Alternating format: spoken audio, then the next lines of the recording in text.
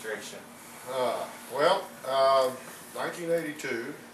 I got to be careful what I say here, because when I came in, Lucy Long and Don Hubert came in at the same time, and they're sitting right next to us. And then David Eaton came in shortly later, and if Tom Harsey was here, I'd have 4 of my 6 council members in the same room, so I'd have to be real careful what I say. And I will say this, as Marshall said about this staff of the city, and we did have a great staff. Worked very hard and made a big difference, but I was very fortunate to have a great council the whole 13 years that I was mayor, and I think that helped a great deal. We worked together. We kind of saw the vision of the city similarly, although there were times we differed, but it really was great working with them, and I give them a lot of credit for anything that happened during that time.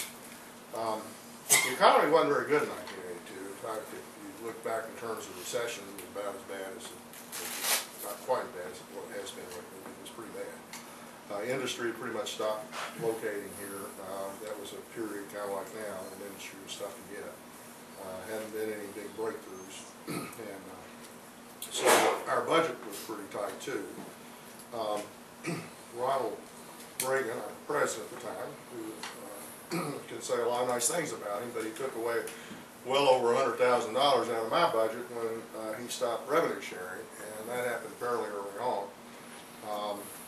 We tried to figure out how to get by without revenue sharing, and came to the conclusion that the only thing we could do is raise some taxes, which that's kind of an ugly thing around today, and was then too.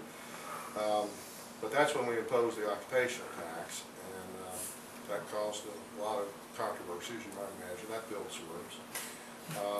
And there was a lot of conversation about it. But at the end of the day, what we said we were going to do with the money was try to replace the money we lost from revenue sharing. That we were going to try to be sure that we continued our city services in the way that we always had, and that we were going to be accountable for that money, and we were. And I think that after the public saw that and saw that we didn't, there were a lot of stories that said what we had asked for, we were going to raise just tons of money, and we were going to be just loaded and everything. But it didn't quite happen that way because there wasn't a lot of growth right at that time. But ultimately, the Bud Company came in, and as everybody knows, things began to change. When college was governed at that time, which was a big help to our city and our state and our county and our state, in my opinion.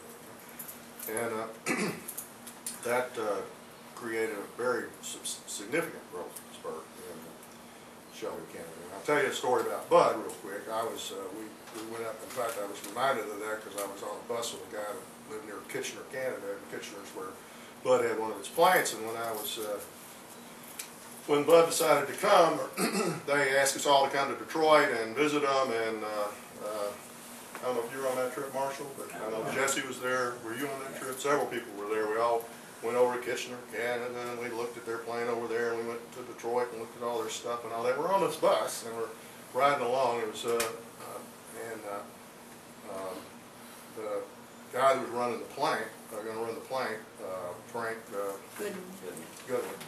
He was on the bus and he was saying, you know, I was trying to buy this house. And, I don't know, I called back, and I guess I was too late. Somebody bought the house from under me. And they said, oh, where was that house? I said, well, it was on kind of the corner of Augusta. Anyway, I just bought that house. So it was kind of an embarrassing moment. I was trying to decide, should I tell him now or later? I went on and confessed, but he came anyway, so that was good. But the Bud Company came. That made a huge difference, a lot of growth. But that was, the city then did begin to increase its revenues to some degree, and things began to improve. And the one thing I did like about the Bud Company, unlike a lot of industry that located in Shelbyville and Shelby County, was that most of the high executives moved to Shelbyville, and that was a big boost to our real estate market. If it hadn't been for that, I don't know whether Brentwood was ever sold that way to Marshall. At any rate, it was a big boost to the real estate market. It was a big help to everything. Another kind of significant event that happened fairly early on in my administration was we In fact, Sharon and I had gone to Lexington to see the University of Kentucky basketball game. A friend of ours, Dad, was actually a trustee at that time, and so we had a great basketball season. Wonderful event, but we stayed up in Lexington, and the next morning we got up and it was like 13 below zero or 20 below zero, some ridiculous cold day in January. It was Super Bowl Sunday, and it took us forever to get our car started. We finally managed to get our car started. We headed home. We were heading home, and I get over the rise there on Mount Eden Road and look into town, and it's on fire. I'm going, oh. But it wasn't good, and it looked like it was right in the center of town. Well, it was. It was right across from Wakefield Scarce Galleries, and it was on 6th Street. And in fact, Dr. Porter's office was one of the offices that burned. But if you recall, that was kind of a touchy time in our history, because the person who owned that property had a history of putting up metal buildings, and I had a lot of concern about that, as did the council, and what could happen to the community if the property right across from Wakefield's Scarce Gallery was developed in a way that wouldn't work well for the community and function well. So that's when we decided to start the historic district and pass an ordinance, and that built a ring again. A lot of people didn't like that idea. And like any good thing, it has its pluses and minuses, but I think today a lot of our success is based on the fact that we've been able to hold our heritage in terms of our look and be unique downtown, and so I feel good about that still, that was the right thing to do. And so I think that was an important thing. I'd say kind of the third thing, and there were a lot of things that happened. I mean, shortly after I was elected, we had a tornado, blew down Governor Square. We had the great golf course dam, where it was going to collapse, and everything along Clear Creek was going to be wiped out forever. It was going to be like a tsunami.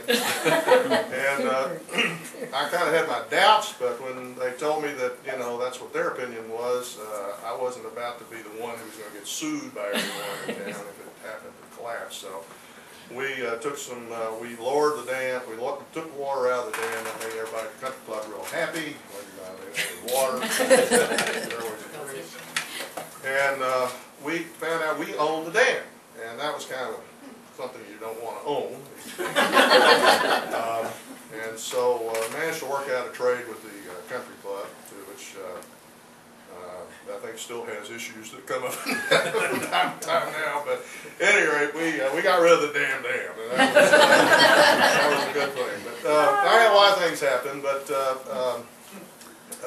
I think that the thing that I think I'm most proud of was the fact that we came together as a community, put together a plan called the Shovel 2000 plan. And there were a lot of things that happened in that plan that I think, if you look around today, and I guess my thoughts in terms of vision was, it wasn't my vision, and it wasn't Don Cubert's vision or Lucy Long's vision, it was the community's vision in terms of what we ought to be and what we ought to look like and where we ought to go. And because of that, the courthouse went where the courthouse went, City Hall went where City Hall went, the bypass that just got completed, got built where we said it ought to be built. And a lot of things happened 20-some years later. So I think, in my view, vision is important for the community, and the community has to buy into that vision if it's going to be successful. And my hope for the future of Shelbyville is that we could continue to work as a community to create that kind of vision and that future and work together together. There was another example, was a swimming pool. The swimming pool was a great example of the community coming together. We couldn't afford to put a bubble over the swimming pool, but we got Carrie McGann and a few of those swim team kids, parents, to go out and raise some money, and we all raised enough money. We got a bubble put up, and we're able to enclose the swimming pool, the city pool at that time, which is now the skateboard park. And ultimately, we built a new pool at the park, and we're able to let that go. But I think that was where we began to learn. We were big enough to have an indoor swimming facility, do a lot of things like that. So again, it was a community